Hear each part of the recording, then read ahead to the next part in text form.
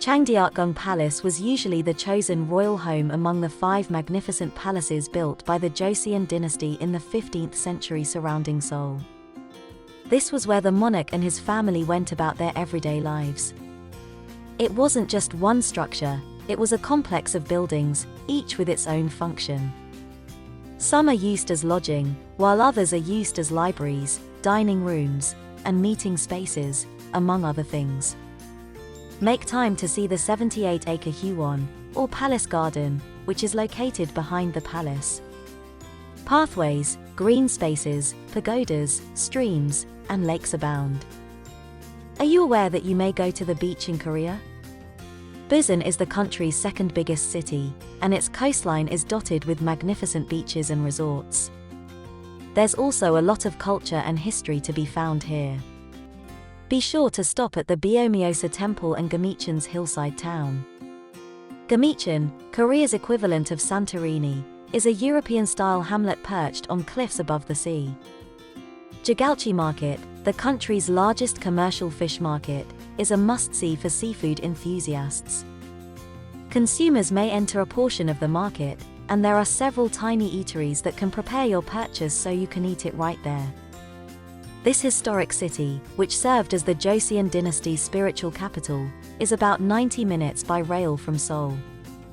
Many old temples and shrines, as well as a Hanok hamlet, can be found here. These are conserved communities of ancient and old dwellings, hanoks, scattered across Korea, giving tourists to gain a sense of what life was like in ancient Korea. Some of the Hanok village's residences are available to the public for visits, while others have been converted into museums, and restaurants and lodging, too. Yes, everyone who visits Seoul should climb to the top of the city's most famous observation tower. Its near mountaintop location, along with the tower's height, puts you nearly 500 meters above sea level and the city below. However, set aside some time to visit the nearby mountain range. The tower is located at the summit of Mount Namsan, and the entire region is managed by the city as Namsan Park. Within a few minutes of downtown Seoul, there are kilometers of hiking paths to discover. From the city, near Myeongdong, to the tower's base area, there is a cable car. From here, you may trek. Allow time to visit Namsan Hanok village after climbing the mountain and riding the cable car. These restored historic towns are recreations of historical Korean communities that may be seen all throughout Seoul and Korea. 5 hanoks, or traditional Korean houses, have been rebuilt in this community.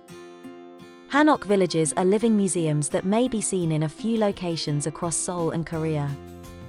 They're historic neighborhoods that have been repaired and conserved, some in their original locations, like Bukhan, and others recreated using hanoks, traditional Korean houses, relocated from other areas.